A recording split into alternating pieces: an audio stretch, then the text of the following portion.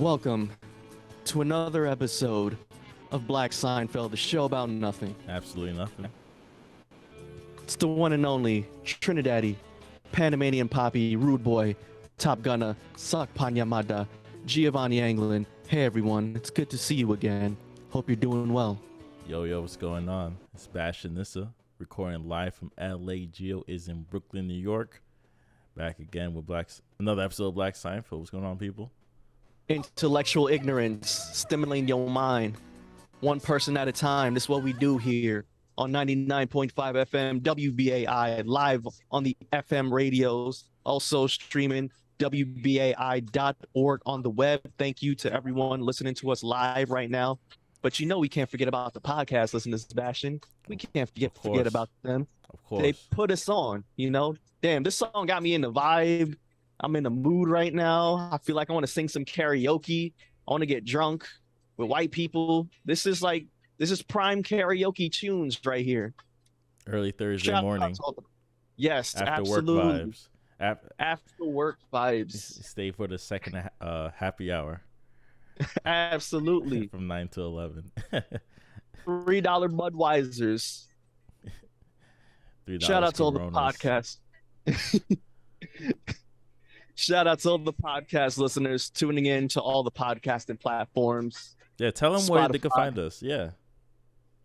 Spotify, Apple, Audible, TuneIn, Stitcher Radio, iHeart, Google, wherever RSS feeds are located, wherever DSPs you have. Black Seinfeld, 9 times out of 10, it's going to be there. Also, so please. Yeah. Also, don't forget, we do have a YouTube channel. And we want you guys to just subscribe, follow, like, comment, the good old YouTube stuff. We upload the episodes and we have the visuals for it as well. So you'll be able to see our beautiful faces. I will try to get them done and edited by Friday. So it'll be out Friday morning. I do the whole premiere thing so you can watch it live as it uploads as well. And we also have our website, blackseinfeld.com. It's simplified, very easy to use. Just go on the website and you see the latest episode. And you could also see the latest YouTube video as well. Just in case you can't find our page.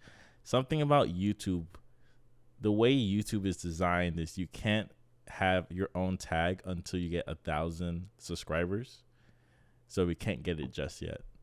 So please hit that red subscribe button and help us get to 1,000 subscribers so that way we can get our own tags and all that. Yeah, that's our goal right now. Short-term goal, yes, 1,000. Short-term goal, man. Help us in the long run because we're trying to get McDonald's to bring back the snack wrap here in New York because apparently it's been out for different locations. Had a good friend, Emerson Unger. For those of you who do not listen to WBAI, she does the K-Wave USA show at 3 a.m. on Wednesdays.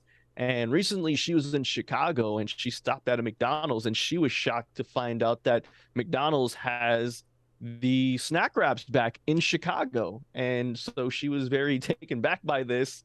The cashier looked at her funny because she explained to the cashier that here in New York, we do not have the snack wraps yet. And the McDonald's cashier was very shocked by this because apparently in New York, we always get everything, which she isn't wrong. Yeah, wait, that's kind of strange.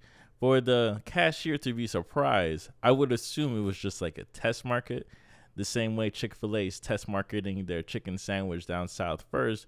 The new chicken, no, not chicken sandwich. What is it? You mean the wings? The wings, there we go. They're test marketing their wings first down south before they push it nationwide. And that's normal that restaurants do that. They look for a sector that has a different taste palette. And they want to see if the consumers come back for it twice, 4 times, 8 times. Well, we grew up on that snack wrap, so, it'd be pretty interesting if they bring it back. But I do know it will not taste the same. Of course, it's never. The chicken sandwich at Popeyes doesn't even taste the same. Oh, it doesn't? No, from the first time it came out back in 2019, it does not taste the same anymore. To me, at least. It just tastes a bit different. It's a bit off. For me, it tastes the same and it depends on your location. That too. I can say I'm on Queens. First time I had a Popeyes thing was Popeyes chicken sandwich was in Brooklyn actually. So yeah, we had a whole episode about this. Yeah, like I said, Popeyes check chicken out our sandwich. podcast. These are just episodes I edited, and if you just type it in, you'll be able to look for a Popeyes episode. So it should be fun. But Gio, how was your week? My week has been going well, man. I've been a lot more focused recently. I've been having my head down and just focused on work related things. And also, this is going to be my new tagline for any future employers that happen to come across this podcast and want to ask me about the damn show in the interview because it's been happening a lot. I just want to say, hey, if you listen to the show, everything that I personally say on the show, it's all for entertainment. This isn't real at the end of the day. It's all for entertainment. We have fans. We want to entertain the fans. So this isn't real what I'm saying right now. Everything that I'm saying, it isn't real. Don't fire me.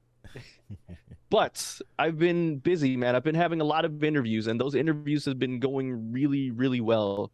And I feel like everything is starting to come together now. And it's just one of those feelings that you start to realize, like, oh, this is what getting your stuff together is like.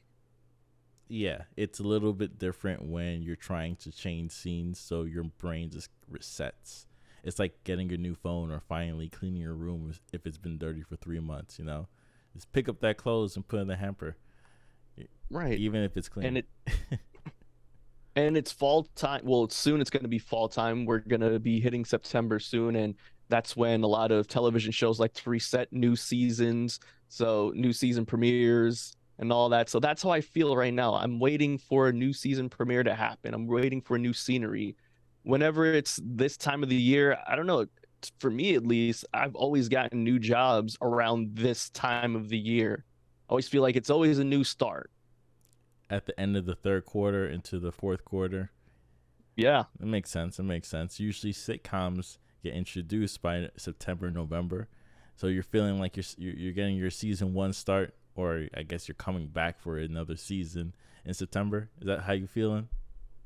That's exactly how I'm feeling, man. And I will say this, the corporate job that I've been working at for the past year has definitely given me the experience that I've needed and the confidence that I have now to go ahead and apply to these different jobs, especially because everything that I've dealt with within the past year is very real. And I've talked about it a little bit on here, just frustrations and being overwhelmed and every day being something new and something different and just being thrown into the deep end a lot. And so with that experience comes not so much nerves now, but just more confidence in being able to know that I'm able to do whatever that you want me to do. All right, that's good. That's a good energy to bring on, especially if you're going to use different type of mediums outside of work. So you still want to make sure you use that energy for other things, not just work as well. Yeah, of course, man. How have you been doing, Bashtin? I haven't seen you since last week. Yes, not too bad. The same old thing, just chilling in LA with the LA heat. I think for the past maybe like 2 days ago, I think it was like Monday and Tuesday, it was very cloudy in my area. So just like no sunlight or the sun trying to peek through the clouds. So I thought that was a different scene because it's always blue skies out here. And for you New York listeners or for listeners around the world, just every single day, blue skies. Now it just gets very repetitive. So if I try to do like a morning run, it has to be before 8 o'clock. And if I do walk outside, sunscreen, very important. Oh, you're starting to do morning runs now. I stopped because I was having a shin splits problem. So it's like What are shin you're like in your splints from? shins. You know when you play soccer, you wear a shin guard to protect Yes. your leg. So something if you like, I think it has to do with my sneakers. My sneakers are really worn out. It's these Adidas Adidas boosts. I think 3.0s that are just worn out. It's no longer good. It's cage. I don't think it's even meant for running. Yeah. So I might need to get some new sneakers. Asics. Get some Asics, man. That's the runner shoes. Yeah, I'm thinking about some Nikes. That too. I'm You know, thinking about some you gotta keep Nikes. with the checks. Yeah, I need something very light and durable though. Something thick on the so when my heel hits the cement, it doesn't hurt like my knee and my shin. So that's something I had to do a little research on before I start running again. But yeah, So thicker on the soles. yeah, thicker on the soles. and it's just running on cement. That's pretty much it. It could be like a LA thing. Maybe the cement's different, or maybe my shoe is just really bad. And I need a new shoe, a new running shoe. How far out do you have to go to one of those like wildlife parks or whatever? Because I Far know out. Cali has those things. Where Oh, I okay. am is far out, probably like 4 or 6 hours away. Ooh, Yeah, it's man, not my area. I'm really in like West LA, nice. so yeah, I'm Okay, closer to the waters. cool.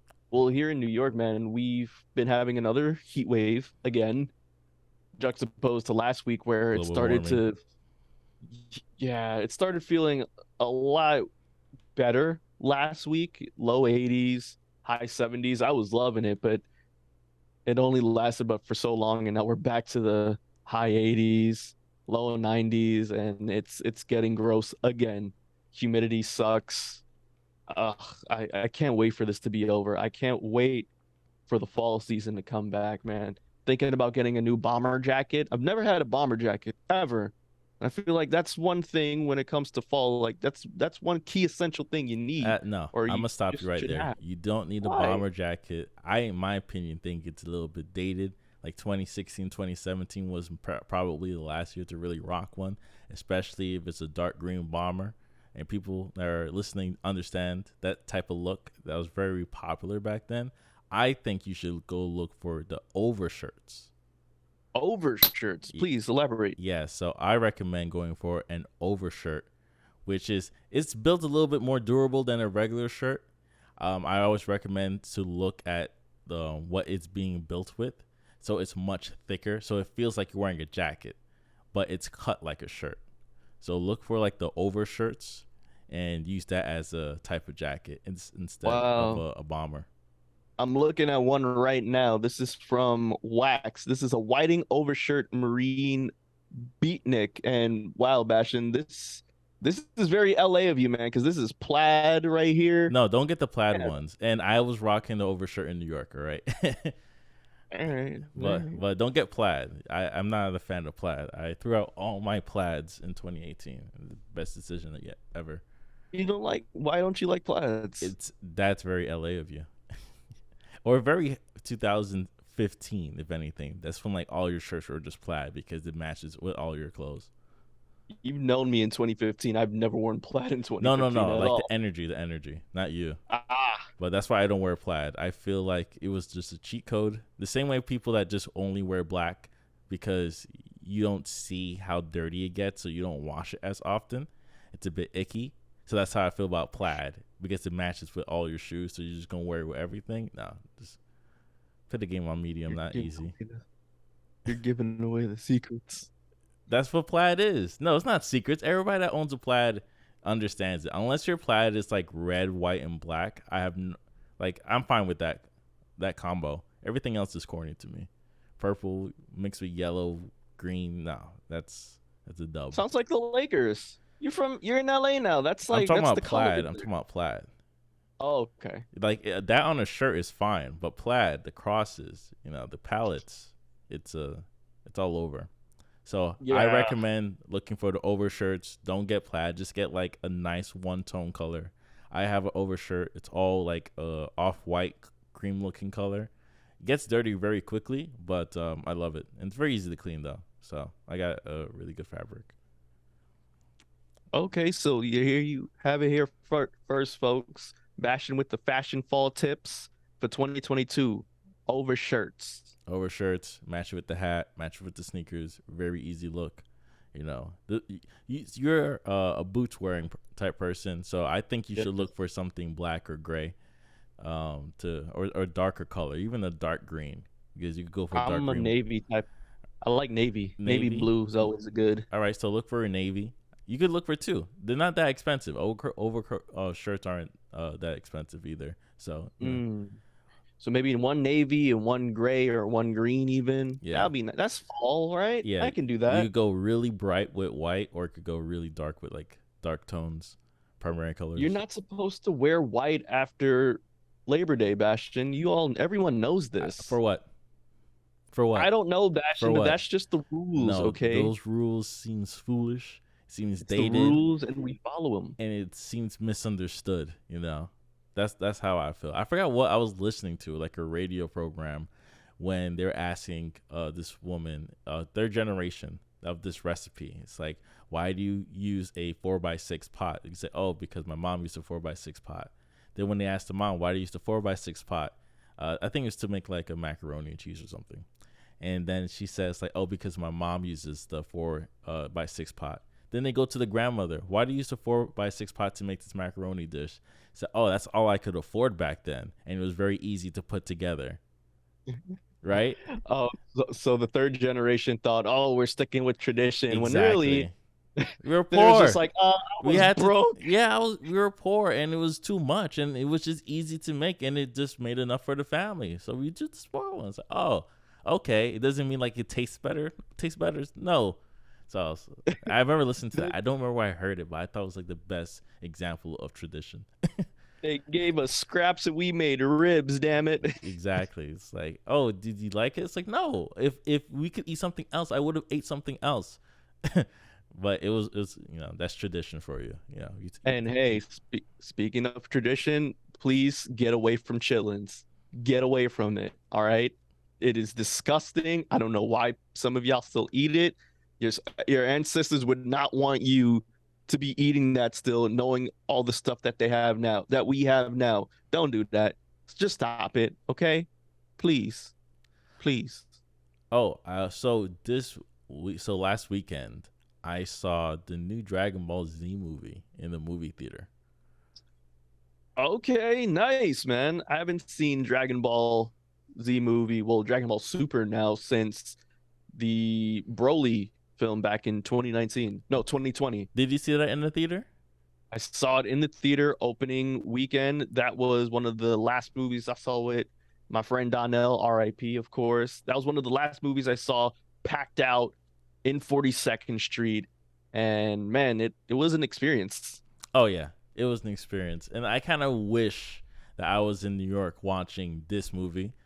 Um, and it was fun. It was interesting. It wasn't as like pop culture like Broly was. Mm. And it's called Dragon Ball Z Superhero, and it's mostly a story with Gohan and Piccolo and Pan, and it did a pretty good job. It's not. I'm not giving like a full review. Just telling like the culture. If you like anime, if you like DBZ, go check it out. It's a very fun, interesting movie. But I always find it very interesting going to the movies to watch anime films because it's not going to be on stream for another 6 to 9 months. They do it. They're always pretty slow. It usually takes a year for certain movies that fans want to actually get to the U.S., especially dubbed. So of course I watched this movie dubbed, even though they did offer a sub option as well, because there ain't no way I'm listening to that Goku's voice in Japanese. I just can't. I grew up on dub, so I can't do that. But it was always a very fun experience. I wish this experience was the same as when I saw Broly. I was in the movie theater and I brought my little brother. I think it was around like 5 p.m. And I joked to my brother, it's like, everybody here, like all of the black people here in this movie theater just left work. All of them got book bags on. All of them looked bummy. They just left work. They did not go home, and they knew they weren't going to watch it with anybody besides maybe their friend they met up at work. And I could just tell the story just by looking at the audience. But this audience is a little bit different. This movie theater is more equivalent to the movie theaters in New York, where you got the seats, the recliners, and it's more of a dine-in theater, AMC. And I've been complaining about movie theaters in LA and how the seats are bogus. But luckily, I have a friend out in LA, actually from Queens, New York, and he took me to one of the movie theaters that he goes to. So yeah, no complaints on the movie theater seats, but the people there, regular people, they just chill. They just wanted to see the movie. That's it. They laughed. I heard a little O's, and it was a good experience. Right. There's always a thing when it comes to anime movies, especially when it comes to black people anime. And I think I've talked about this just a little bit when it came to the Blurred Con that happened back in June, where I really didn't know this, but Black people love anime. Yeah. Like really much so. And whenever I talk to people, there's always this assumption that I love anime too. And whenever I say, no, I'm not a big anime guy, it always throws them off because yes, I grew up with comic books and I like pro wrestling and stuff. So like anime just fits in there as well, right? And so whenever I tell them that I'm not into it, it sort of throws them off. But I didn't really realize how much black people love anime from it's in hip hop culture, it's in black culture. So many rappers are fans of anime. It's part of our childhood. And I remember going to see Broly opening weekend on a Friday, like around 8 o'clock. We're high out of our asses. It's just full of black people in the city, and it was one of the best movie experiences ever because it warranted all of the reactions, all the oohs and ahs and the osh ish, and I love watching anime movies in the theaters because it's one of those few times where I enjoy the crowd interaction because we all know why we're here and we all love the same thing. And so it sort of adds a new layer to the movie. It gives it a, a different enjoyment because of how into it the crowd is, you know? Yeah. So it was just a very interesting experience. But yeah, it was cool. I do recommend the people to check it out. But one thing I do find funny about anime films is, yeah, the audience, but also what is popular at the moment is what's actually able to get to the theaters. So some Mm, films that are like, oh, it's out. Like, for example, Jujutsu Kaisen, it was out in Japan, and I don't know, and I don't think it ever came to the United States. Even though there is a fan base, I don't think they're allowed enough. So it never came to the movie theaters. Even if it did, it's probably one or two theaters somewhere, like some weird place. So mm. it's very they're very picky. That is fair. The only real anime movies I know off rip we're always gonna see here. We're gonna see Dragon Ball movies. And I remember the first anime movie that I've ever seen in theaters. I know it's not really considered anime now, well for us at least, but it's still anime. It was at least Pokemon. I remember seeing the Pokemon movie. I remember seeing Yu-Gi-Oh in theaters when they had the shining blue eyes white dragon. I don't know if you remember that. And then when you go see the movie, they give you the shining blue eyes white dragon card as well. I never saw it in the movie theater, Oh but I had a man, lot you of should have friends got the did. shining blue eyes, But I man. didn't have a Yu-Gi-Oh deck to play with, so Oh, I'm I sorry. got a fake deck. Oh, the fake ones, the fake Chinese ones. Yeah, I know exactly the ones you're talking about, my the guy. background's a little bit too yellow. Yes, yes, the background. That's how you knew if your Yu-Gi-Oh cards were a bit fake was the tint of the back color and also the front of the card, the name of the monsters were a bit altered. Some of them were pretty much the same, but yeah, you're right. The coloring was just, you could tell it was just printed with a different type of printer.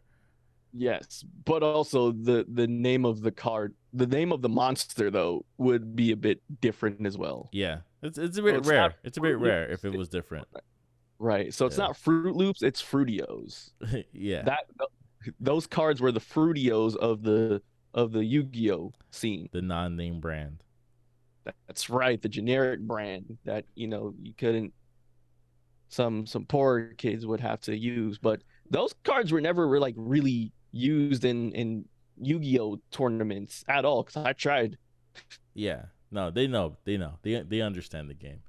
Yeah. And speaking of the game, just quickly want to just talk about your Brooklyn Nets and how, as you said, the summer is almost over, and they had such a wonderful postseason summer.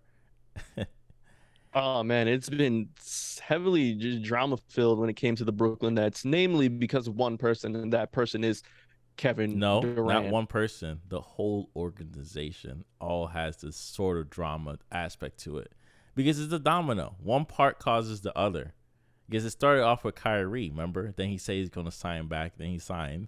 And they were looking to Yeah. trade him. And that didn't happen. No one's going to trade everything for Kyrie, and then you have someone you rather just sign Kyrie, you know.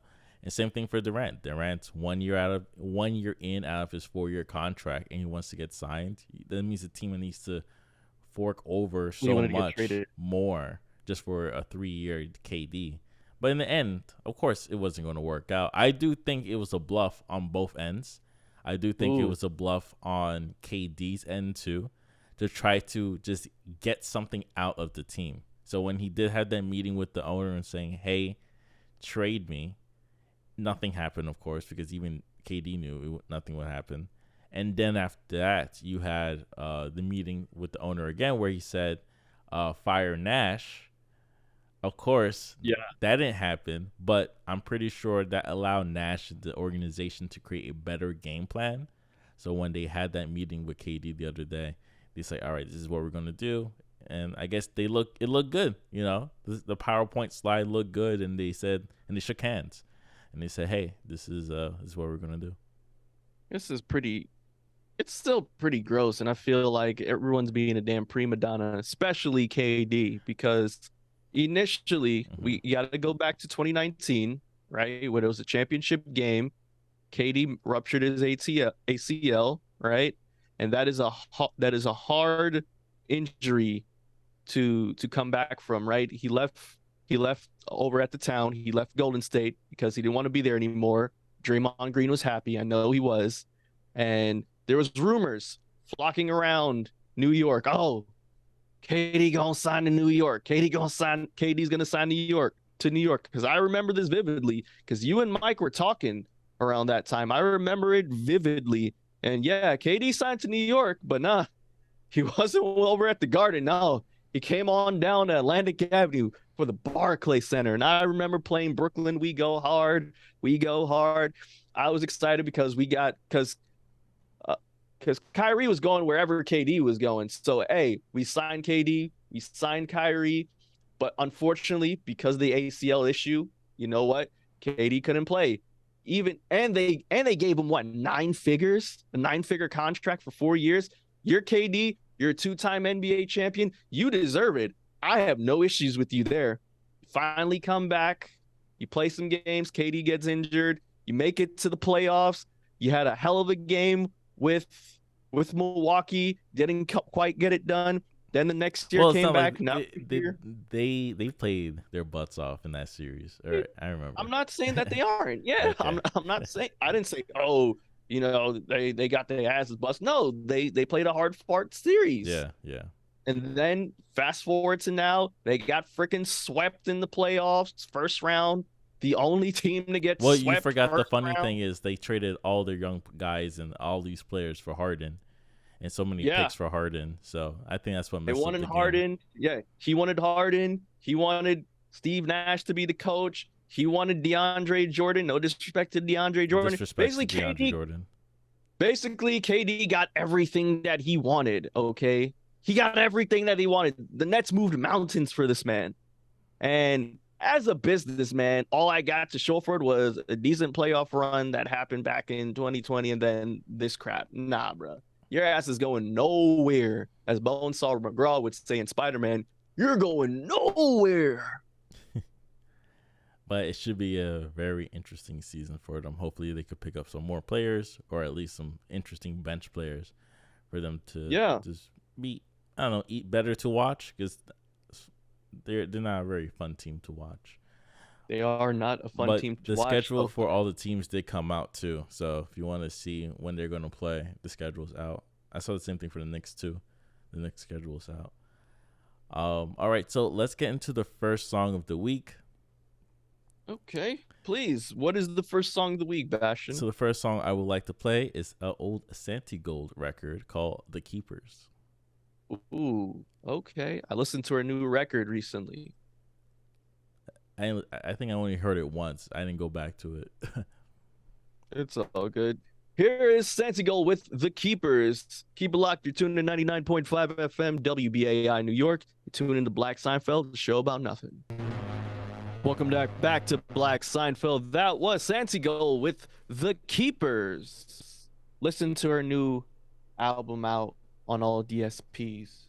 Shout out to Santi Gold. I saw her live at Afropunk one year. She was great. Yeah, she definitely has a lot of hits. Yeah, and definitely a legend. And I think she's highly underrated.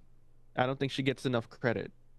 I think her sound today, I think her sound back then will work very well today, or give it like a fresh new air, or just like pop, but still, fun and interesting. Yeah, Especially I her definitely agree hooks. with you. She made a lot of good hooks. Of course, I talked about Brooklyn We Go Hard. That was Santi Gold. Yeah, classic sampled record. I think she got a lot of samples. Well, a lot of rappers sampled her stuff from her first album, I think. So Definitely. I can only imagine that she's getting like a lot of checks from that first album just because of how much has been sampled. 100%. I agree with you. All right. Well, Bastion, a lot more stuff has been happening in the news as far as Dark Brandon is concerned, aka Joe Biden, aka Joe Byron.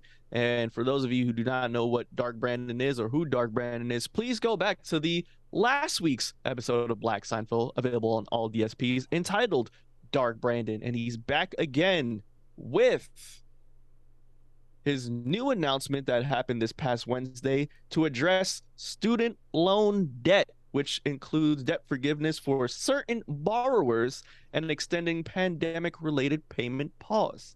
Bastion, what are your takes on this? It's very interesting that it took this long for it to happen. And before we get into what's in the bill, I would like to say this is a play, right? Politics is a sport, and you have to make sure you use the right play at the right time. This is sadly supposed to be a first quarter play to give them a lead in order to end to the game, but they ended up using this play in the third quarter, before the fourth quarter elections. You see what I'm trying to say here? Are we talking about is this football or is this basketball?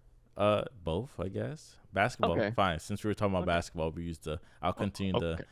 basketball analogy where they're Okay. using this play in the third quarter because they were down 20 points. It's like, all right, now we're going to play zone defense. Oh, you should have played zone defense in the first quarter. Enough of this man to man crap. And no more man to man. It's like, let's work it out with everybody. You pay attention on this side. I pay attention on strong ball side as well. So this is what I think. I think it's a quick play, so they'll be able to get more voter support for the upcoming election in November. And it's annoying that these politicians do this all the time, where they save their, I guess, talking points for when they're running, for when they actually need it. Because, of course, the Democrats, for example, they don't do enough outreach. And they know what people want, but that's not what they want, right? Exactly. That's not what the other random corporations are paying them to do. But if they could, just soften the blow a little bit, just to, pipe down, like, yeah, we're going to spend this money for you real quick. Then everybody will just like, all right, hopefully they could, do another run, do another relief. But Hey, yeah. if Kristen Signia has taught us anything, Cinema has taught us anything last week, it goes to show that Democrats aren't really for the best interest of the people. They always keep us around in order for us to go like, oh, you see, hey, well, in order for us to fight off these Democrats, we need your money, we need your vote, because this vote in this election is going to be the most important election throughout in this time period, and so we need your voice and we need your vote to matter and we need your money. But then you have Kristen Cinema over here taking money and all that, so they're no different. You know what I'm saying? They no different. They just It's a as game. nasty. It's a game, and we discussed These this are the last games we week. play. These are the You games we know the play. names we say. And we discussed this last week. Gio, what are your thoughts before we jump in? I am in agreement with you, Bashtin. Sorry, I hate to be the one that just agrees all the time, but I agree. I think this is just a smart play when it comes to Joe Byron, because he knows that 2024 is almost here, and there's a man who's looking to reclaim the throne. And I think this person is going to be back and louder than ever. You're going to hear that voice a lot more in the coming months, in the coming years. So Joe Byron, Dark Brandon has to do something, give the people something that says, hey, if I re if I rerun for presidency, if I want to expand to 8 years, look at all the good things that I've done for the people. Look at the loan forgiveness that I've done. Look at the bill that the Inflation Reduction Act. Look at what I've been doing for you, the people. Okay, you're so obsessed with this global warming. Look what look what I'm doing to help with global warming. Look at the wind turbines that I'm doing. Look at all the solar powered stuff that I'm doing. This is what I'm doing for us as Americans. Look at all the loan forgiveness that I'm giving out. Not for everyone. This is for this is for the federal Pell Grant, but hey, this is something. I can't work miracles. Okay, I'm not Usher. Okay, I can't be moving mountains out here. I'm only the president of the United States. I can't move mountains. I can only give you just a little bit. I can only give you a little taste, a little snort of the cocaine. You feel me? I can't give you the whole key. You feel me? So yes, you want to take this little pack. Federal Pell Grant. It's a sample pack. It's that blue magic, as Frank Lucas said. It's that little bit of blue magic. So you're gonna get a little bit of blue magic of a federal Pell Grant, which is only given to undergraduate students who display exceptional financial need and have not earned a bachelor's, graduate, or professional degree. So basically, if you got a degree or if you did not get a Pell Grant or anything like that, you bound to drizzle. Whoa, hold on. Don't misinterpret it real quick. Let me just say what Biden announced, that there'll be a $10,000 federal student loan cancellation per student making $125K or less per year. Now, you can get $20,000 off if you were part of the Pell Grant. But no, this only qualifies to the people who applied for federal student loans. Federal student loans, Bashtin. You have to read it in black and white. This only applies to them. The $20,000 one. Yes. Yes, that's what I'm talking about. The $20,000 one is the only one that are able to get the Pell Grant. That has the Pell Grant, federal loans. Okay. The $10,000 for everybody. Okay. That's why I wanted to clarify real quick. And this is just news. This just came out earlier, hours ago, actually. Breaking news, people. And that's what we need. We need a breaking news sound. Okay, I'll put that on the list. We're working on the soundboard. So, and also, this is the last pause for the payments, and the payments are going to restart in January. So they're trying to get this in and out things. Like, yeah, we're gonna like minus 10. Let's say you got 40K, split the interest, of course. Minus 10, 30K back. Then in January, you're back to paying your monthly student loan debt. So that's kind of one part of what's going on. And another thing that's interesting is you can be refunded any federal student loan payments you've made since March 2020, since the March 2020 pause. Yes. So that's another thing. And I would like them to expand on that too for people that's been paying the loan or the interest.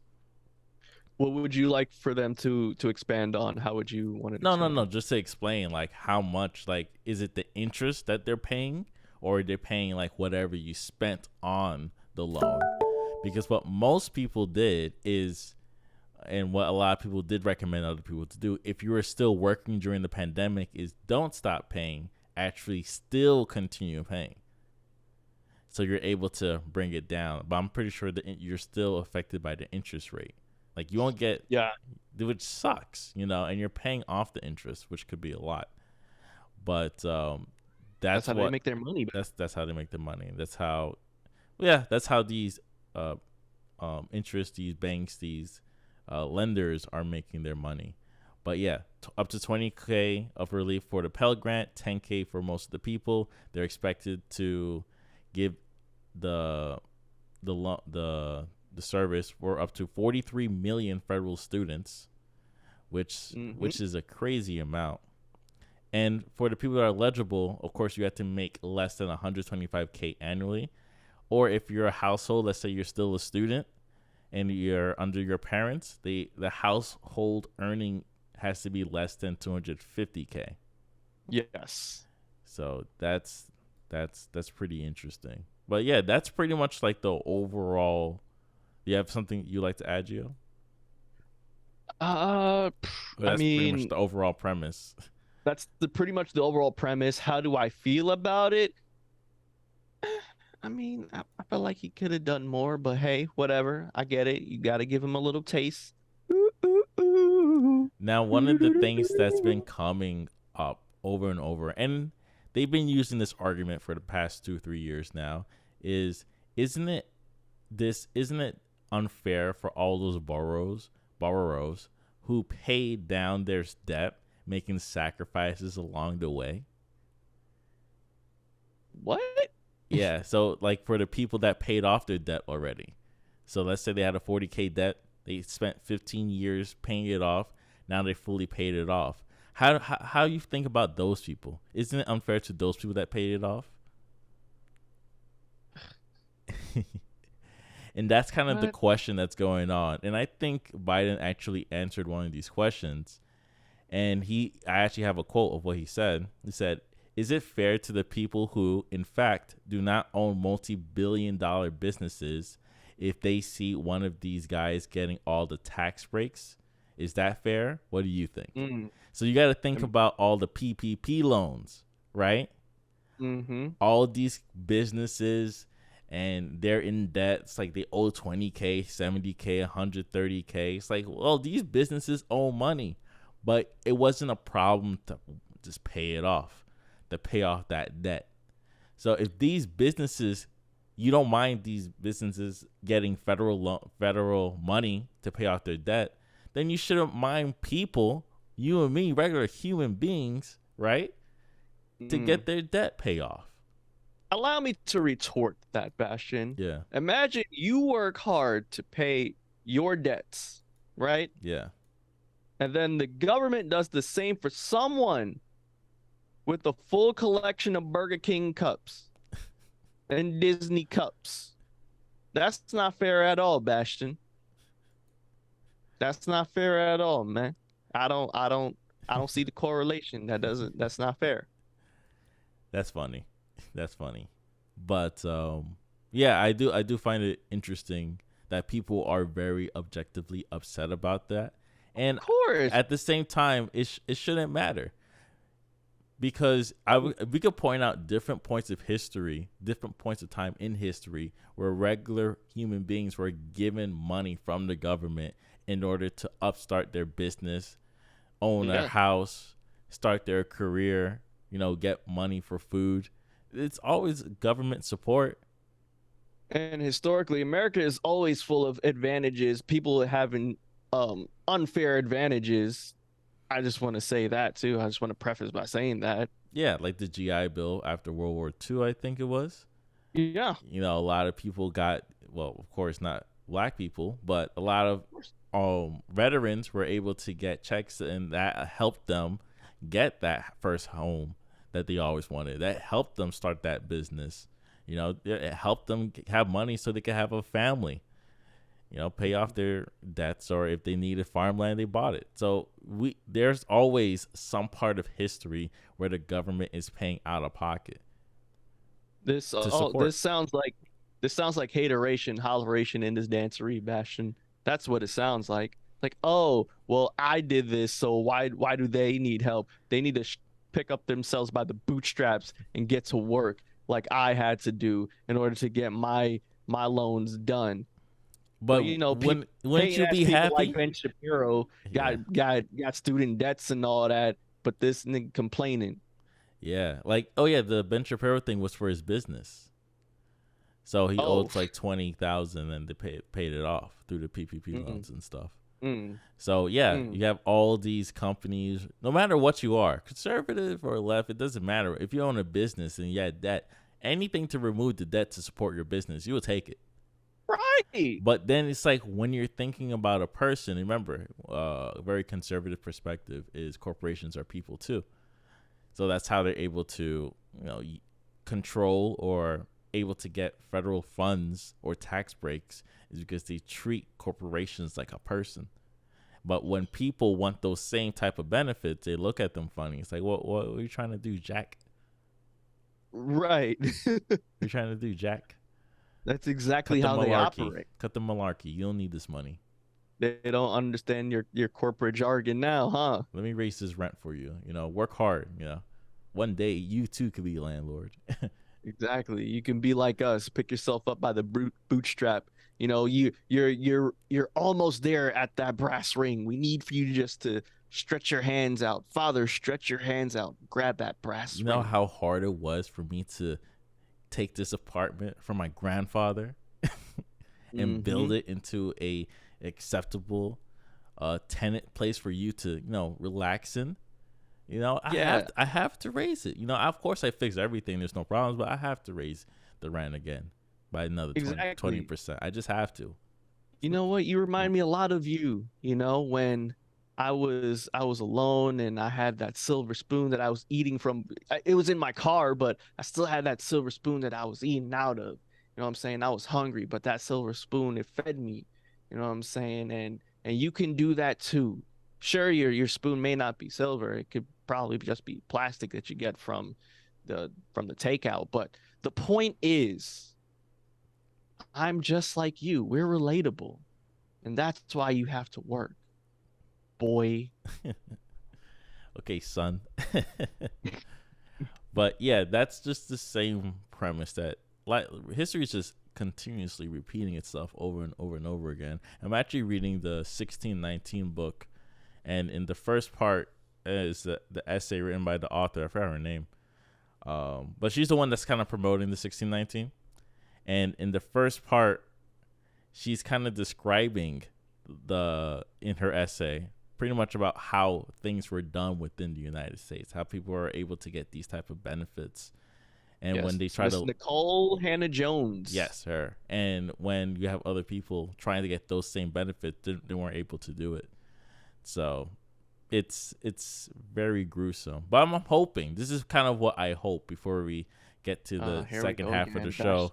Here we go, Bashtin hoping again. Here you go. What I hope is when people see, or I guess when Democrats see the positive about the 10K, say, oh, okay, we should do this again, but this time we're going to switch it up. Like Pell Grant 40K, regular people 20K. Because at the end of the day, what we want them to do is wipe it completely, and I think it's like 1.3 trillion, if I recall, which is pretty much the budget of the how much we spent in the army, maybe half of that. But I don't know, if you want people to spend more money in the economy, then this is the direction we want to go. But I think that's not what they want right now, right? They don't want people to spend money in the economy. That's why the interest rates are so high. I don't You know. know what, Bash? This politics stuff is a game. I have a new idea because I'm starting to notice Hunger this Games? about you Hunger every Games? show about you. Oh, about No, me. I'm starting to notice this every show now with you. All right, we have to have like a segment where you just hope that things will get better when it comes to this politic game. And what I should do is like you remember Full House, like at the end where they have that sappy ass music at the end where like DJ Stephanie or Michelle like learn a lesson and they have that crappy ass music at the end. That's gonna be a segment. I'm gonna play some crappy, sappy Full House music. I'm gonna have you just do your little hope segments because you know damn well that is not happening. So Okay. my hope segment, and this is my explanation to whatever we do in the future with it, is in my lifetime I will like to see something. In my Mm-mm. lifetime I will love to see something, because Lord knows what our grandparents went through, right? What they've seen and what they were able to see during their lifetime. Well, I would like to see that plus more. I would like to see more of that. That's all I And I ask. will hey, it's a great hope to have, but this ain't Andy Dufresne. We're not in Shawshank. You are not going to escape this. And I will be here to just snap you back into reality, Bastion. Because you know damn well, as long as these old people are staying in power, that is not happening. Yeah, understood. Sorry, man. I'm sorry. I All feel right, oh man, all I feel right. so bad, man. My bad, bro. No, nothing to apologize. I understand the game. Like I said, this is the game. This is politics. Like I could hope to see things in my lifetime, but doesn't mean it'll gradually Come to happen. fruition. No, everything is about gradual, right? Pieces of the law being built to something to accomplish.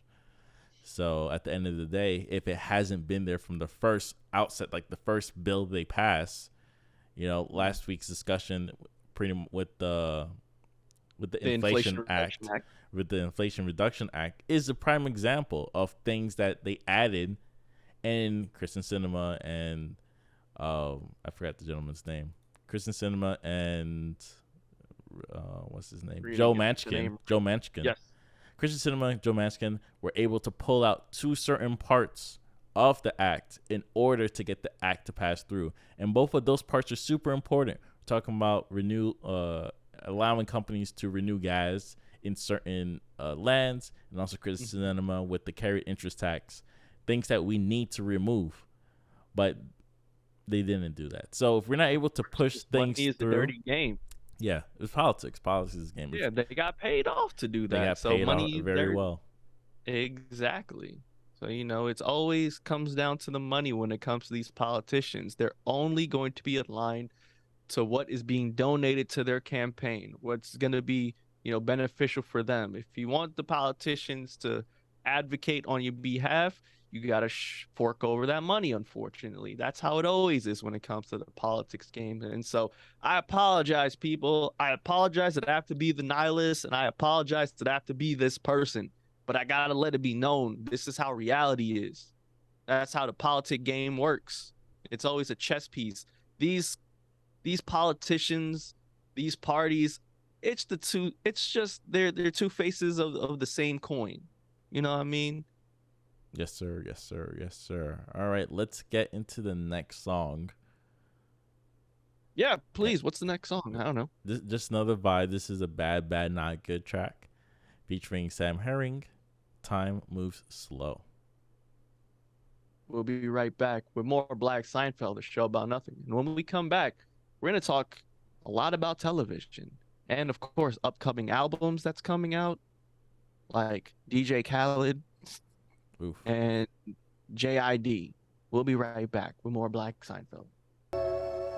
Welcome back to Black Seinfeld, the show about nothing. That was Bad, Bad, Not Good with Time Moves Slow, featuring Sam Herring. Welcome to the second hour of Black Seinfeld, show about nothing, here at 99.5 FM, WBAI.org. And sorry, I just had a brain fart. If you enjoy the show so far, please make sure you go to blackseinfeldny@gmail.com. Leave us a question, give us a comment. If you want to send us any music, blackseinfeldny@gmail.com. Also, follow us on all the social medias, Black Seinfeld NY, as far as Twitter, our Instagram, and our TikTok is concerned. And of course, please, you YouTube viewers, please give us a like, favorite, share it with a friend, and of course, click that red button down there and subscribe. Yeah. Yes, sir. Yes, sir. Yes, sir. So in the second half, we're definitely going to focus more on television. The first thing I would like to discuss is Gio's old friend. My old friend? Yes, your old friend. Game of Thrones. Yeah. Yes, your old friend. Game of Thrones. Prequel. Yes. Yeah, the prequel's out now. House of Dragon. Hot D. That's what I'm going to call it for this. House. Hot D? Yes. House of the Dragon. Hey, yo. Hot D is crazy. No, that's what the author calls it too when he's discussing it. So the thing about Gio's been was a huge fan of Game of Thrones, watched it from the beginning, watched it all the way to the end. So when the show ends at episode 10, he has to wait a whole year to watch the new season. Me, on the other Yeah. hand, I came very late to the game through osmosis, of course. I always had that type of problem. Everybody's talking about it. I don't want to be part of it. But I did catch up during season 8. And then I think it took me like 2 weeks. Then I think episode 3 was coming out by the time I caught up. And I think that was the White Walker episode. And It was the White Walker episode. and I remember watching that. It's like, wow. Like, is this the show people were telling me about? It's a bit. I wouldn't write, if I were to write that show, I would have like did all of season 8 just White Walker fight, because this winter thing is what scared them for centuries. But that's not what we're going to talk about today. We're going to talk about the new TV show that came back on Sunday. George R.R. Martin, Fire of Blood. This is pretty much what it's based on. It's completely different from Game of Thrones, because Game of Thrones is based on the books, and by season 5, there were no more books to reference. But in this series, the entire book is finished. They just have to, just look at the book and put it on TV. So I think it's much easier and less risk for HBO to make this show, because the ending is already in sight. Like, they already know how to get there, and all they have to do is create it. Now, from what, I'm not going to spoil anything, but from what I've researched, is the book was written like a historian wrote it. So it does. So the book is designed in a way where bits and pieces of the history could be twisted for the perspective of the historian that's writing the book. So the TV show is supposed to be what really, really happened. So there could be some small things that's different from the books, because that's actually what happened. So, question, in the book, whose perspective of the historian is this being told from? You probably know a little bit more than me. Those like Pope type people that are always at the table? Yes. Yes. So for them, they're the ones that write history. Okay. So it was written. Yeah. Makes sense. Okay. Yeah. So it's being told from their perspective on what happened. Exactly, because they write history. They are there. They're taking account of everything, and they were able to talk about what happened 200 years before Game of Thrones, and that's pretty much where it is in the timeline. This is when the Targaryen family was at its highest peak in terms of, say, they were the king of the realm of Westeros, and so much more for the story. And this is a story of a civil war. So this is pretty much the civil war between the Targaryen family. Ooh. And it's going to build. I think I saw episode 1 this morning. I was a little bit late. I just didn't want to watch it when everybody else was watching it. Really? Even though it was a Sunday, and it's different for me because it's 6 p.m. by the time it's out, and I'm busy at 6 p.m. Right. So okay, yeah, that makes sense. Yeah, I didn't want to watch it live. I would always have to watch it after it comes out. So, so far, off the first episode, I thought it was great. I thought the actors were playing their part. But what I'm always interested is when people are referencing or like watching a new show and it's from another show, they tend to compare the two together. And in my mind, it's like, this is way too early to compare anything, because if people remember it, and I love the term revisionist history, and you probably understand that too. Season 1, when you compare season 1 in terms of acting and design and even special effects, it was nothing close to like season 7 or season 8. Hell no, because Game of Thrones came out in like 2011. I remembered vividly because I was still in high school, and I didn't know the phenomena that Game of Thrones would end up becoming. And of course, with that phenomena, there's a bigger budget. So that's why you saw all the White Walkers the way that they are, the dragons. That's why you saw a lot more CG, because there was more budget put into Game of Thrones, So I don't think it's fair to just to compare, the first season and first episode of Game of Thrones to what we now have of the prequel. Yeah.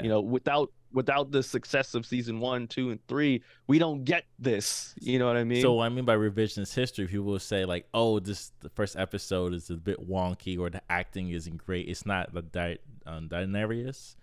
I forgot her Yes. name. It's like it's not the same as her. It's like, of course, it's not this. Like, first of all, I think you're overthinking it. Just like enjoy the show for what it is, and if you don't like it by the time it ends, you don't like it. But this is a separate story. This is when this family is like the best of the best at this point in time. They were not struggling like they are in Game of Thrones. Like they barely exist in Game of Thrones. Yes. So now you're watching them at their peak, at their top. And Think of it like empires or in dynasties. yes, and another thing that's pretty interesting about the show, it takes place in the past and in the present. So it tends to go back. Like there are episodes where they're showing things in the past, and then they're showing things in the present of the show. So wait, we're getting stuff after like Brand the Broken and all of that? No, no, no. Okay, when I meant by present, I mean present tense in the show. This show takes place 200 years before Right. Game of Thrones. So Right. the present for them will be like maybe 15 years difference between the past. Oh, okay. And they All kind right. of Sorry, have I to was tell the confused. story that way in order to Okay. show like this is what characters were doing back then, and this is what the characters are doing now. I do think this series is going to be much shorter. I don't think they have enough for like 8 seasons, Serial. but it could be like 4 seasons or 5 seasons, and there'll be enough things to pack in it. To show in the show. Okay. But like I said, so far from what I watched, I thought it was great. Thought it was fun. I thought how people reacted online was pretty funny too. I thought that there's a lot of scenes Other people. that was really funny in terms of Game of Thrones dark humor. It has a very dark sense of humor. But yeah, that's all I could say without spoiling too much or getting into what the books are. Because like I said, I did a lot of research and I said, okay, this is where they're gonna go. All right, I'll just watch the show. That's how I How felt. did how did the people react on the interwebs? I think they're just iffy because it's a new show. Mm. Like I said before, like people were just the need to compare the show. It's revisionist history, of course, because like I watched the first season. Like this is a lot of blemish here and there, but this show is like you said, it's the highest. Got all the budget. It has seven. I think they're going to be like 18 dragons. I think this show is going to show 10 dragons, and this show is just it's going to take its time to build and capture that audience perspective. And as the show grows, the audience will understand the characters. And I do think the characters work in the same way as the other show as well. Like characters die, but you shouldn't root for any character either. Yeah, they're all bad people, They're all bad people and they're all good except for people Jon Snow and Arya. at the same time. They all have good and bad in them because it's the ego or the situations they're in. And that's the best way to look at the show.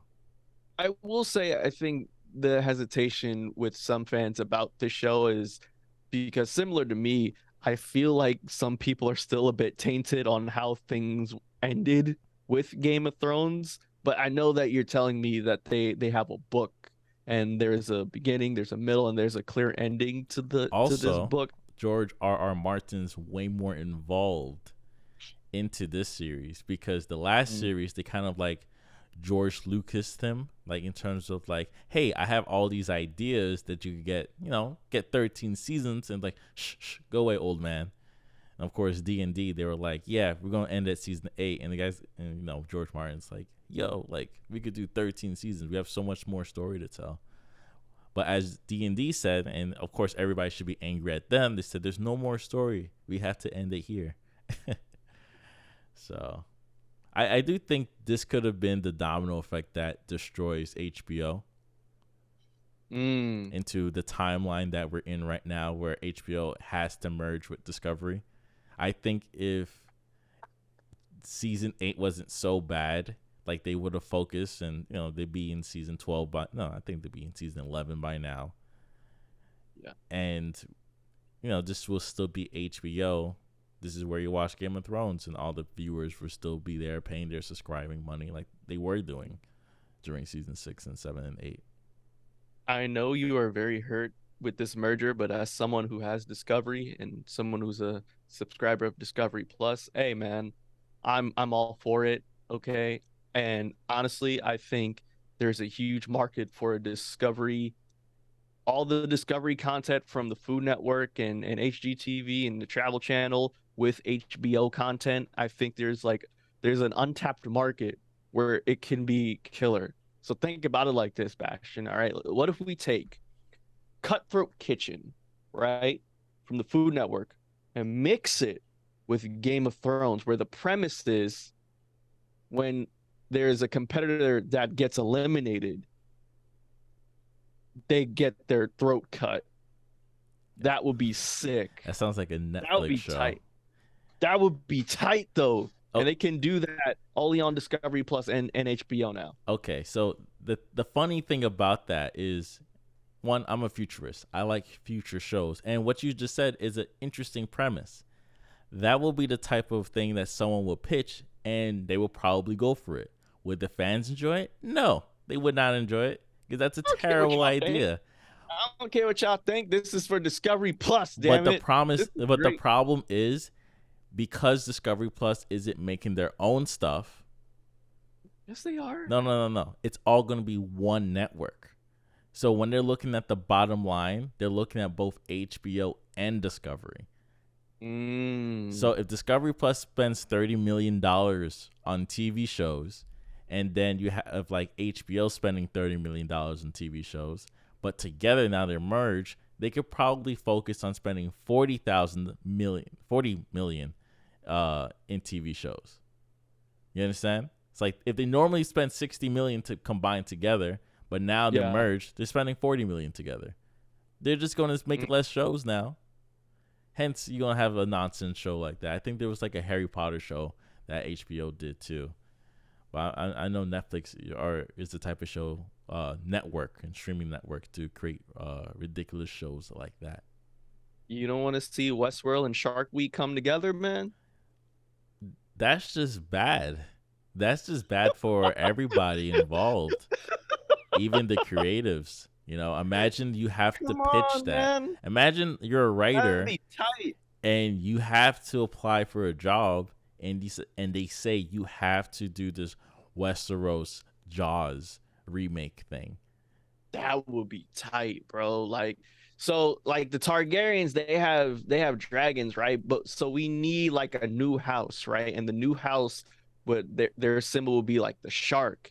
And for Shark Week, you know what I'm saying? We would have some like crazy ass medieval time shark, like some sort of like megalodon type of John. That would be tight. I'm telling you, Bastion. It would be cool. Think about like Barry, right? You know that show Barry? Think of a crossover with Zach Bagans from Ghost Adventures.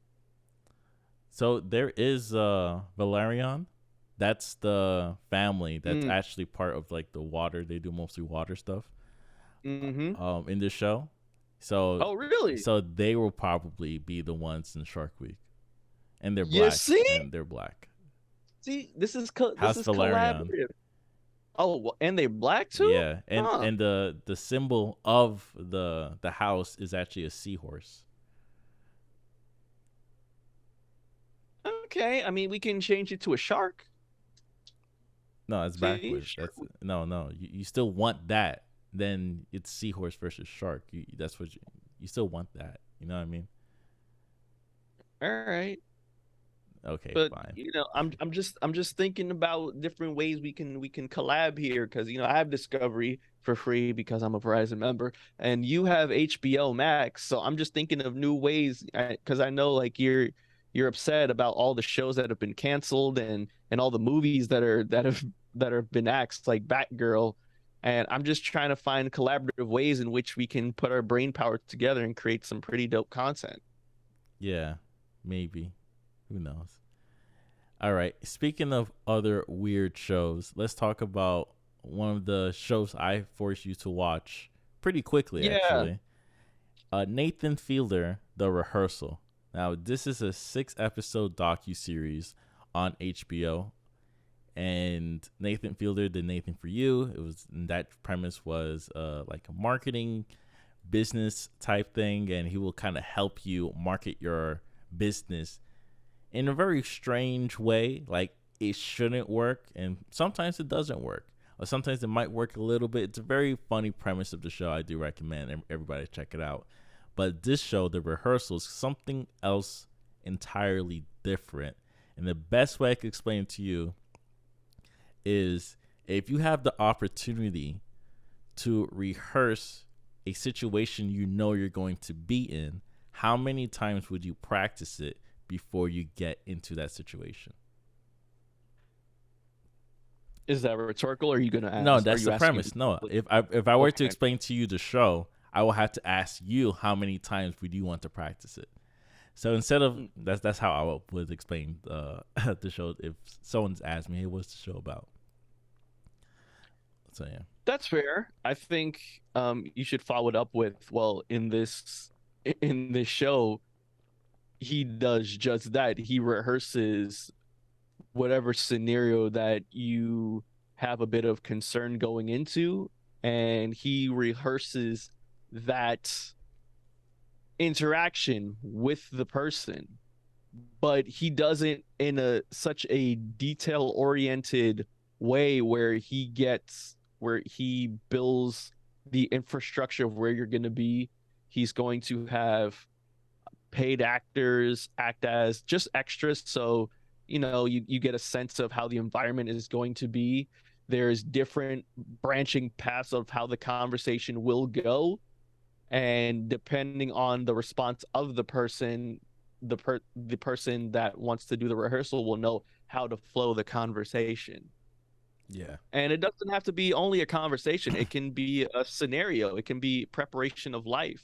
Say if you want to have a child, okay, cool. Let's rehearse for that. What's it going to look like? What sort of life do you want to have with your child? Is it going to be a boy, or is it going to be a girl? What religion or spiritual belief are you going to teach that child? So stuff like that. That's what the show is about. But it gets very weird very quickly.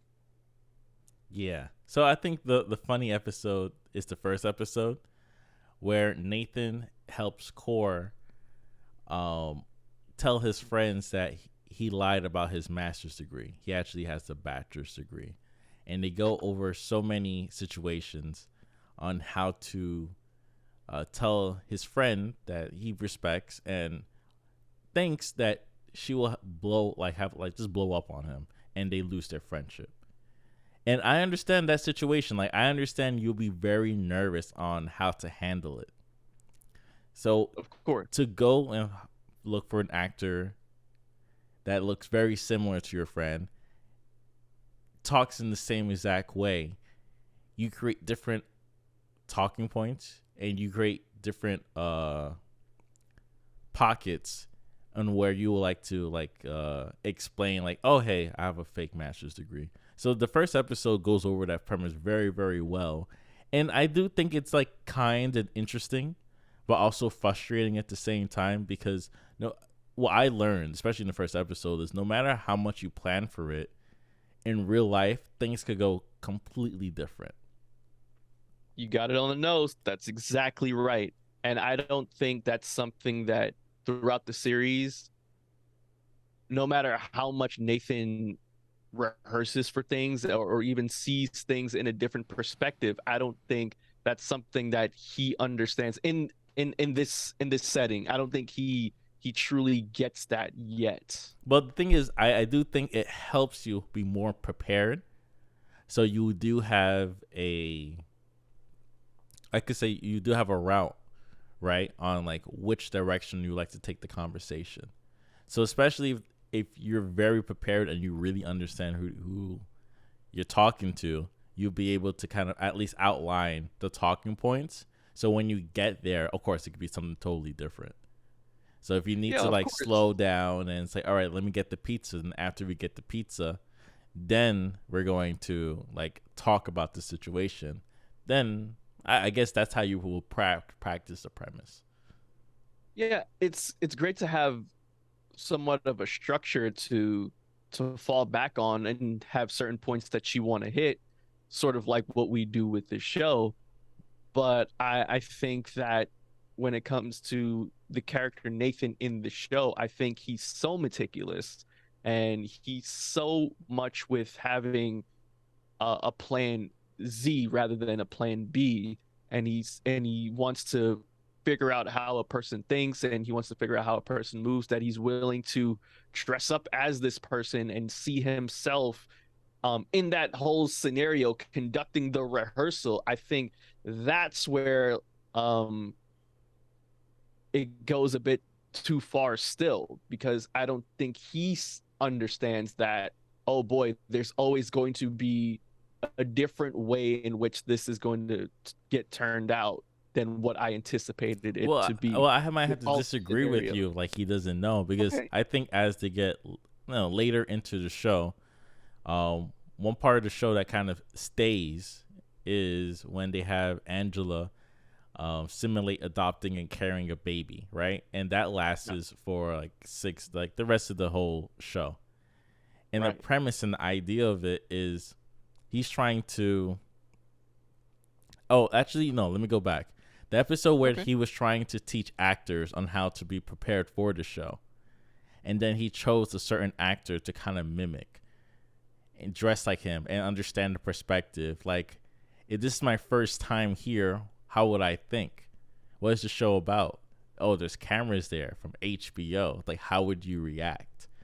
So I think he understands that it might not work, but if he does a little bit more, and that's kind of where the bubble comes in, the more testing you do, the more complex it becomes, because you're not only you're doing more tests, you're creating more questions, and you're trying to get more answers. So you just keep building and building and building to the point where he was just standing inside his home.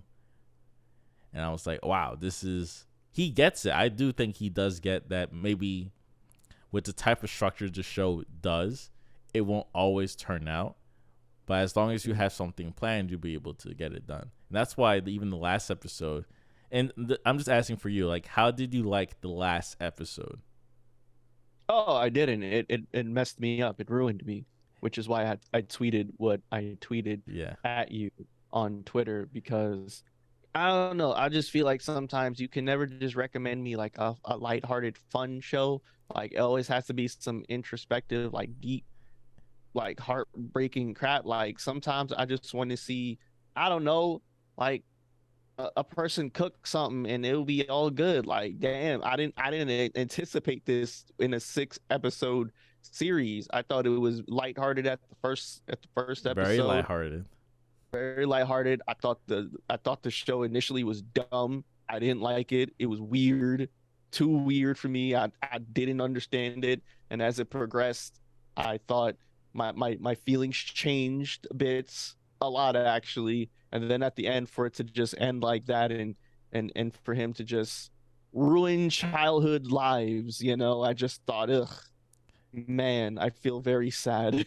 And very, very sad. And the funny thing about it is, when you watch the first episode, at the end, he does this he does this rehearsal with the actor that looks like Skeet, right? And he says, like, oh, did you know, like, the whole trivia thing was designed just for you and it's fake. And he said, I hate you, like, you really ruined everything. But he couldn't do that because he was too afraid of the outcome. So in the end, it just ends, right? But it was very dark. Like, it ended in a very dark way in the first episode. So I was like, oh no, it's only going to get darker. Like, somewhere in the show, it's just going to get too dark. Mm-hmm. And by the time we get to the last episode, it's like probably the darkest episode, because there's a lot of introspective, like, if Angela was still here, would the child know that this is still a pretend, because I'm not the real dad? And it just becomes even more complex because he's watching from the perspective of the child. He's watching from the perspective of himself doing exactly what he did. And I thought that was crazy. I thought he was He even what did the perspective of the mom. Yes, he did. And it's like, wow, you're really getting in there. You're really trying to understand what's going on. I don't know. Yeah, It got real. I see why it messed you up. that's It messed me up a little bit too. and with this being a show, I thought to myself, wait a minute, hold up. Did he anticipate all this even happening too? And that's what really messed me up about the show because, like you said in the first episode, he recreated that scene at the end where he's talking to Skeet about everything that happened, right? But what made that scene very interesting, and it's something that you didn't talk about, was how it cut back and forth from the actual guy to the actor. So I didn't know what was real and what wasn't. Like it was like a flow, right? Because I thought, he rehearsed that this was going to happen, and so we're seeing the back and forth cut of this of him actually telling him he knew all this was going to happen and he prepped for this, and the jump cut to the rehearsal. So I thought it was just one big thing of, oh, he's actually telling him all this happening right now. So that was my perspective at the end of that episode was, oh, he told him this. Oh, no, he didn't tell him. That's how the episode No. ended. As you're right, it did cut back to the actor, and then went Yes. back to what was going on. Went Yeah, it back went and back forth. and forth a lot. Yeah. So I'm thinking he actually did that. No, he didn't do it, and He didn't no, do he it? didn't do it. That's why I Or said did he? that's why I said the first episode ends much darker than you think it does, because he was afraid to break his heart after he got Skeet to accomplish his goal. Oh, really? Yeah, because the Oh, thing this about makes it even lamer now. yeah, that's the thing. Because the thing about Skeet, and I hope everybody's watch the show that are listening. That's his name, people. His name is Skeet. Don't be weird. He couldn't concentrate or tell the person that his degree was a lie unless he won the trivia. Mm-hmm. Right? But Right. he planted the trivia like during their conversation. So he did well. Skeet did well. He won the trivia, and he was able to explain to his friend that the degree was fake. So when he get to the end, he wanted to tell Skeet, like, hey, that whole trivia thing was fake.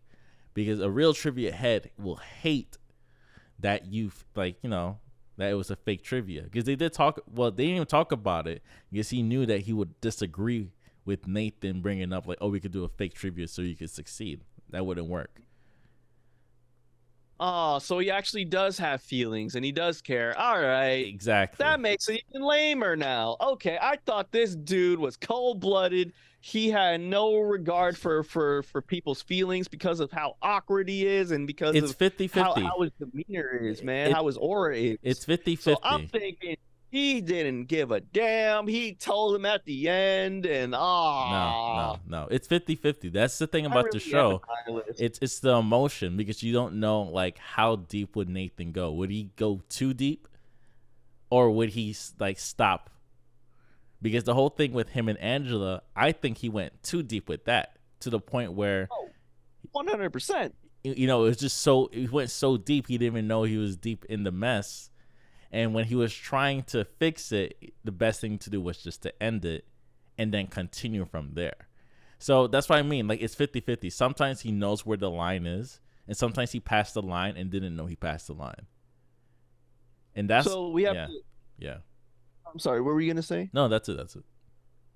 Oh, so we have to fully divulge in the whole Angela son adoption arc, because yes, Angela wants to. So Angela's a character. It's not a character. It's like someone in the show that Nathan invited to be part of the show, and she's much older. She's very Christian, and she wants a family. And the premise was to practice being a mother, and each week the child will grow up from age baby to 3 years. Every week it's going to go up 3 years. So it'll be baby 3, 6, 9, 12, and then like Yes. full teenager, and then you're dealing with a teenager. And also it's very, very important to note that this is going to be in Angela's dream house. She wants a self-sufficient farm. All that stuff goes into play Have an as Etsy well. business.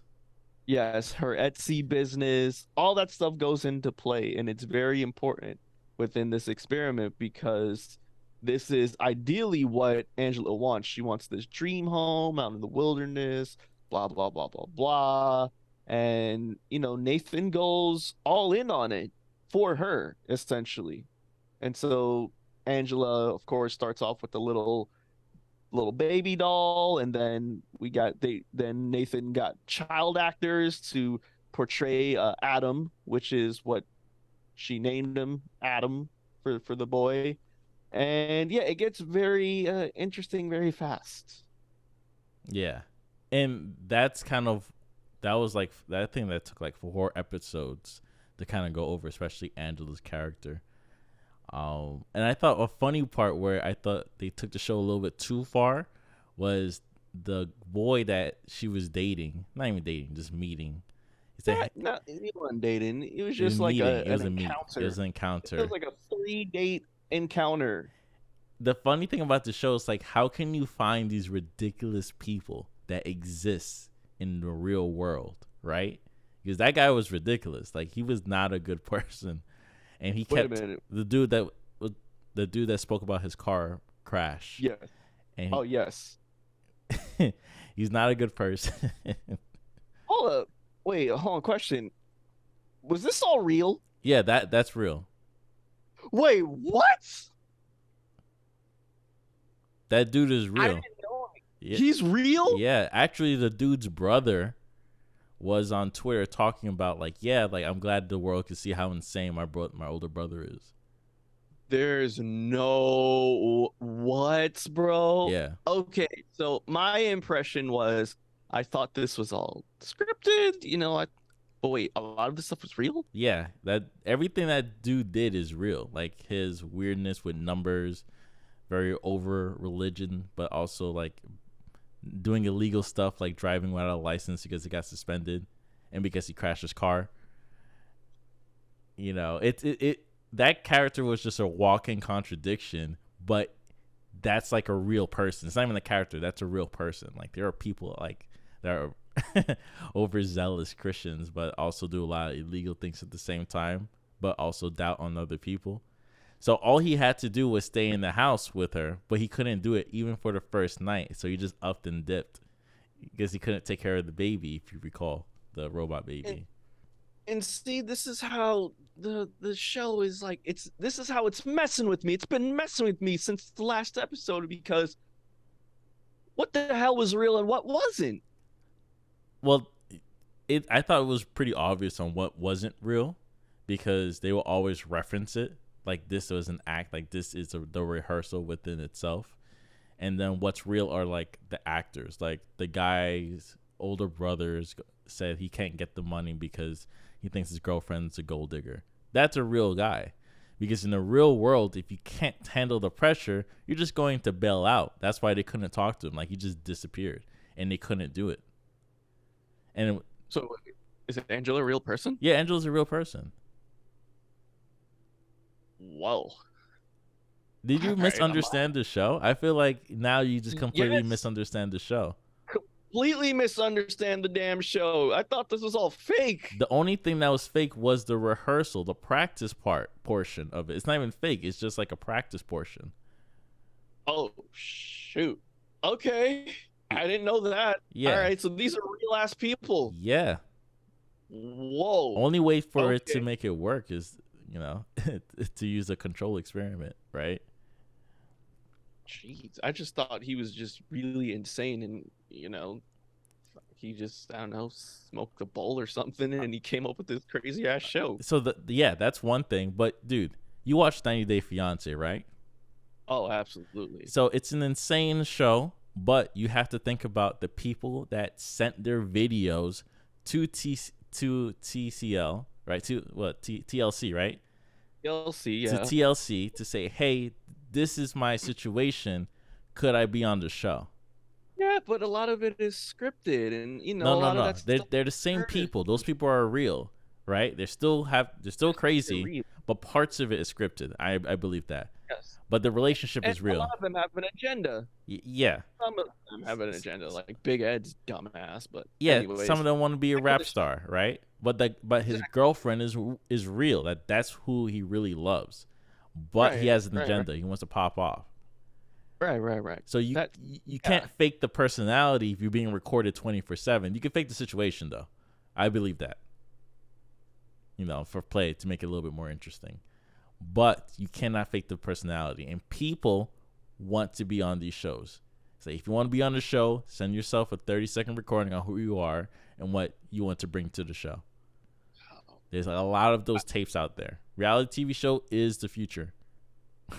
Wow. I honestly didn't know this was like real. My bad. I thought this was all like, I thought these were all actors and damn.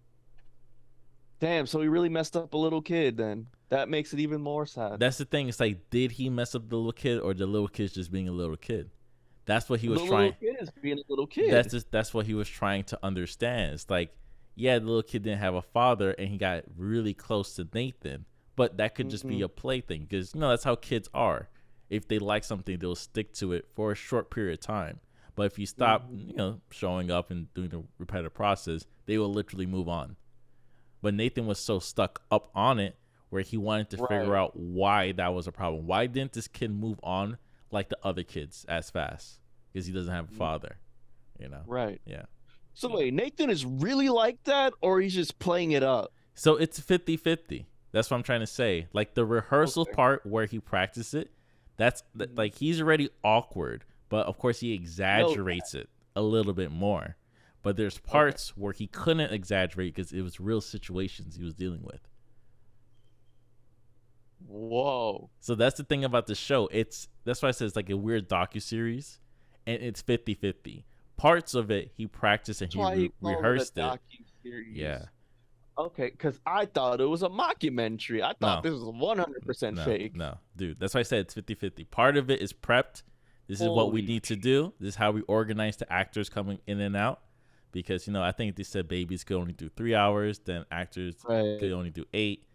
Then once it got to the teenage, I'm pretty sure that's in like adult actor playing a teenage role. He could do the whole thing, just chill.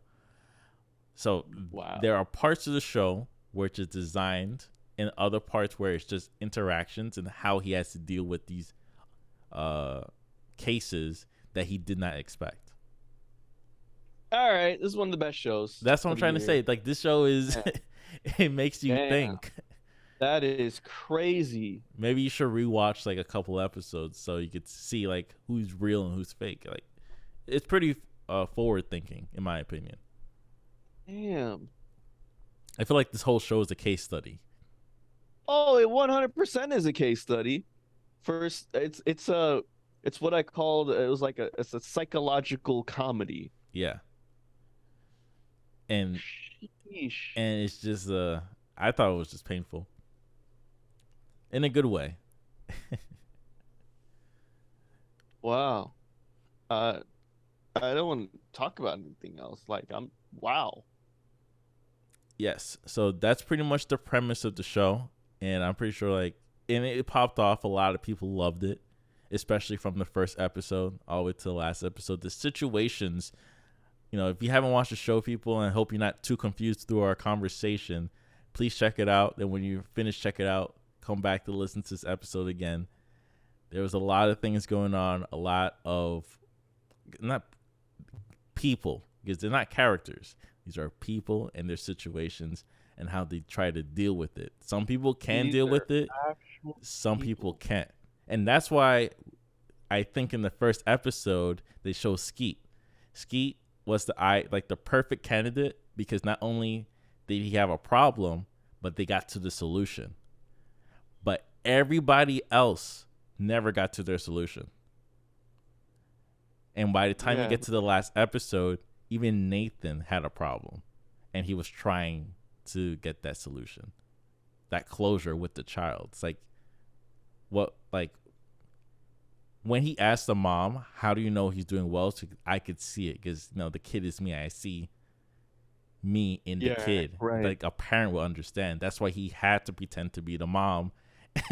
He had to go even deeper because how do you trust a child to, and that they won't be like broken from it.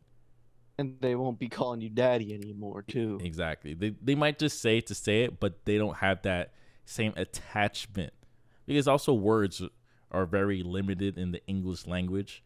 Pretty much like to say I love you to someone depends on the context.